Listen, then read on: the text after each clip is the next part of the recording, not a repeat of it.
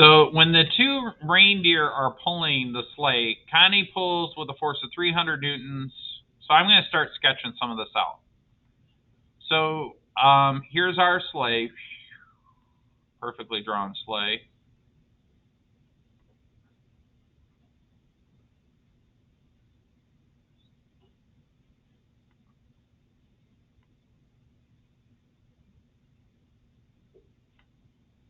Okay, and Connie pulls with a force 300, and we're gonna make an imaginary x-axis. We're going this way as the positive x direction, and so Connie, we'll do light blue. Connie pulls with a force of 300 newtons this way at an angle of 60 degrees above the x-axis. So that's 300 newtons. Can you guys see that in the back, or is that too light of a color? It's pretty big on the screen. And then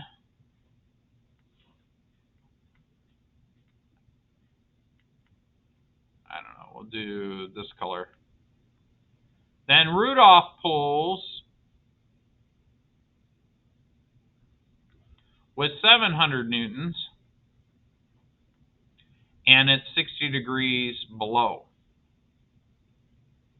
What is the resultant vector? So to kind of give you guys an idea, the resultant vector is basically this angle, right, and length plus this angle and length.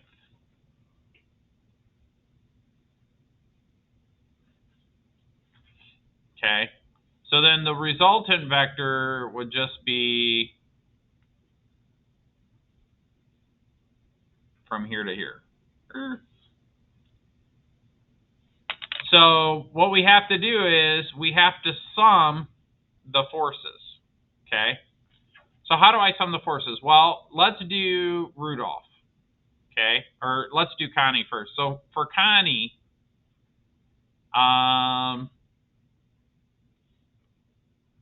her f sub x is equal to f times cosine of theta, which is 60 degrees.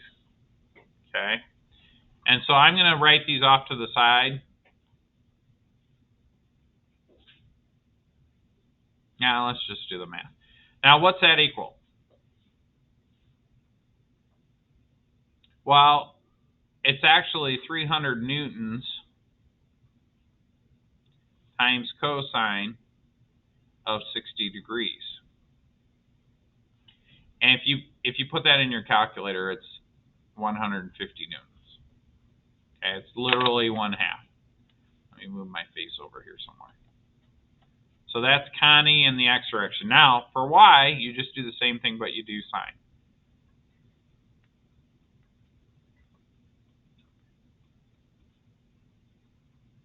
Sine of theta. I'm gonna change this to the general form. So then this would be 300 newtons times cosine of 60 degrees. So in the y direction, she's got 260.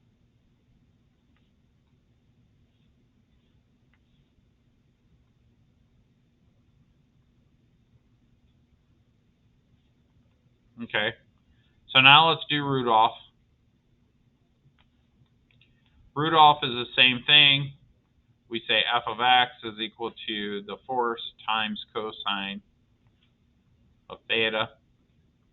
But he's got 700 newtons times cosine of 60 degrees. And that's going to be 350 newtons. Okay. And then for his y, it's the same formula. The resultant force times, not cosine, sine,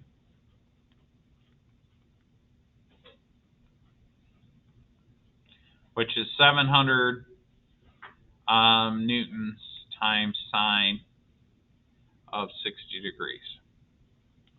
Okay?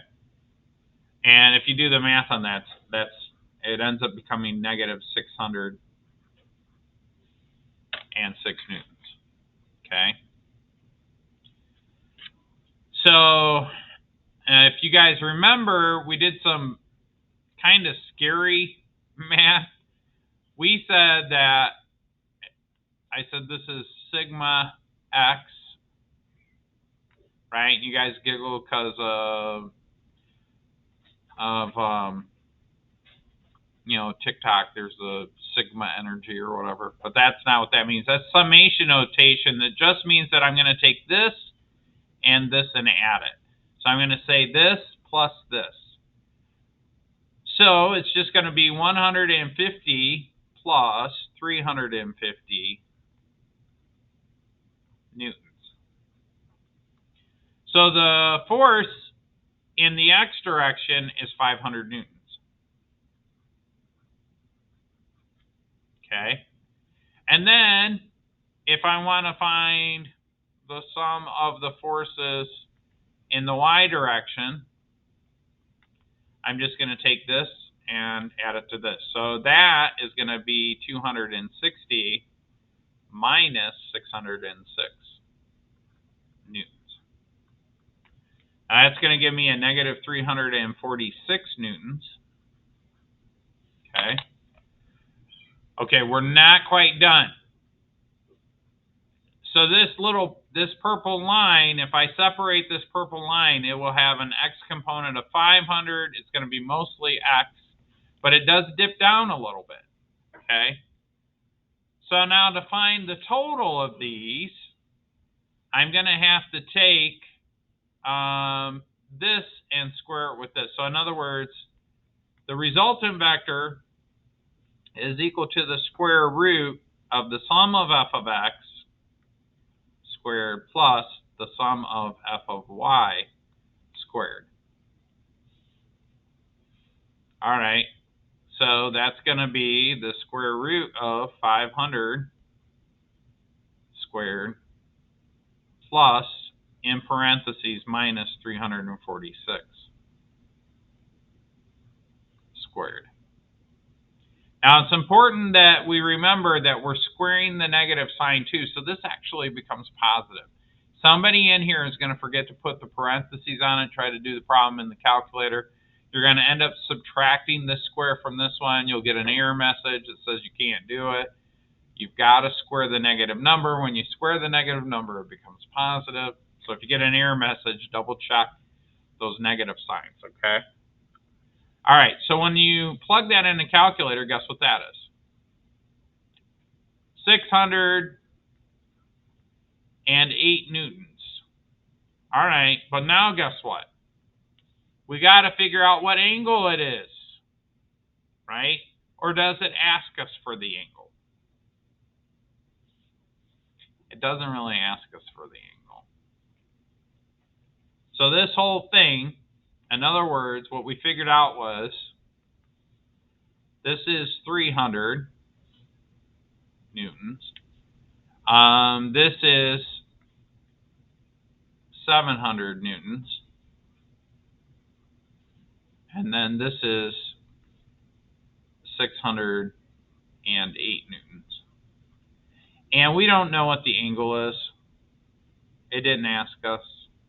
We could calculate it, but we don't really. If they didn't ask us, we'll deal with it later. Well, let me write it down in case you're curious. So if you're curious, remember that the angle theta is just equal to tangent minus 1 of f of y over f of x. And you plug that in, and that's how you find the angle. Okay? But technically, it didn't ask us for that. We were just asked to figure out what it is. And they rounded using significant digits, so it'd be 610. Actually, I think that's the same one. Somewhere they rounded ahead, but that's the correct answer right there. Okay?